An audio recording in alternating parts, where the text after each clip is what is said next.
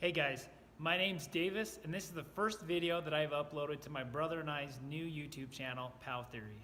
I'm sure we'll get to know each other more going forward, but for now, all you need to know is that we have one big thing in common. We both love comics. In this video, I'm going to be reviewing one of my all-time favorite Batman animated films, Batman Gotham by Gaslight. Obviously, I really like this film, and that's why I wanted to do a review for my very first video. So having said that, my brother's going to do the voiceover for this review that I wrote while we show you some clips for the film. I'll see you at the end. With the recent release of Batman v Superman, Dawn of Justice, Suicide Squad, Wonder Woman, and Justice League films, it's fair to say that the contemporary Batman film landscape has been dominated by the disappointing or amazing, let's just call it controversial, Warner Brothers Pictures DC Extended Universe franchise.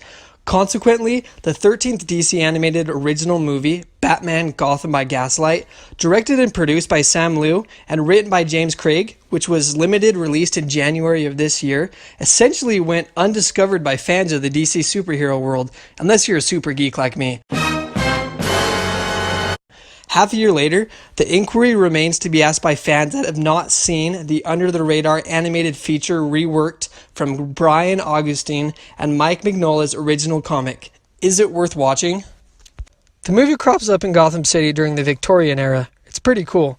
Bruce Wayne, the newly disguised vigilante known as Batman, sets out to put an end to the infamous Jack the Ripper after a series of violent public murders. Also introduced to the screen is Commissioner James Gordon, who tries to come to grips with Batman as an asset to the police force rather than a terror, and Harvey Dent, a misogynistic prosecuting attorney that desires for Batman, whom he contends is the Ripper, to be implanted behind bars. And many more interpretations of classic Batman characters with inspired Victorian twists, such as Dr. Hugo Strange, play critical roles in the animated murder mystery that must uncover the true identity of Jack the Ripper. Bruce Wayne seeks to maintain his secrecy as a novel Caped Crusader. This horror thriller plays like an episode of Monk, where viewers are exposed at the beginning of the film to the crimes committed by the feared 19th century Gotham villain, Jack the Ripper. Throughout the remainder of the movie, the audience pieces together, through a series of unexpected twists and turns, the secret identity of the killer.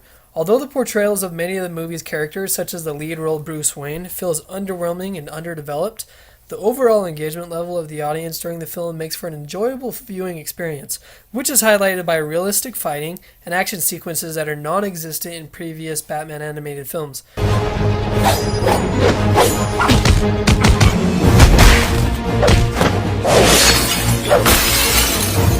Like in Batman the Killing Joke, this film holds an R rating for its mature, dark, and creepy tone, complemented by a phenomenal musical soundtrack by Frederick Wideman and excellent character voice casting, with Bruce Greenwood providing high-quality voiceover for The Dark Knight, as always. He's a skilled hunter, and he's just getting started. Warner Bros. Branches out by gracefully tackling prominent social issues of the Victorian age. This is my club. We can catch a hansom here. I'd invite you in for a drink, but unfortunately, men only. At least we still have something.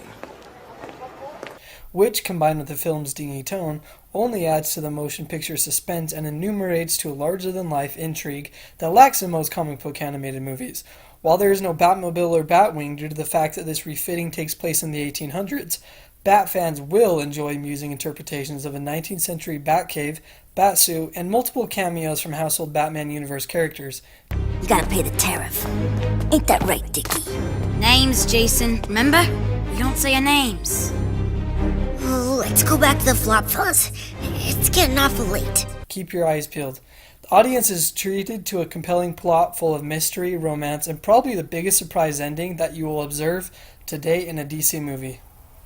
As Batman Gotham by Gaslight is a much-needed breath of fresh air for DC fans who have struggled through a sea of highly anticipated live-action movies that didn't live up to expectations, it is definitely worth your watch. Though not without a major weak point in the absence of depth in the feature's main characters, Warner Brothers Pictures delivers, as it's become accustomed to, an impressive comic book to animation film adaptation that utilizes never-before-seen style, cinematography, and tone with a superhero that has seen a countless number of like-minded interpretations over his nearly 80-year life, and for that reason, I'm going to give this flick an overall score of 8.5 out of 10.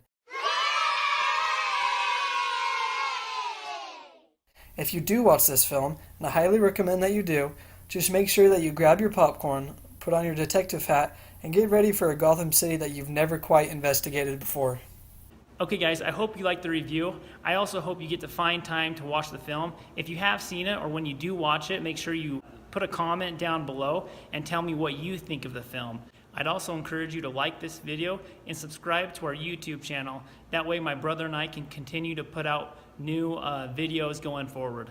Alright guys, I'll see you next time.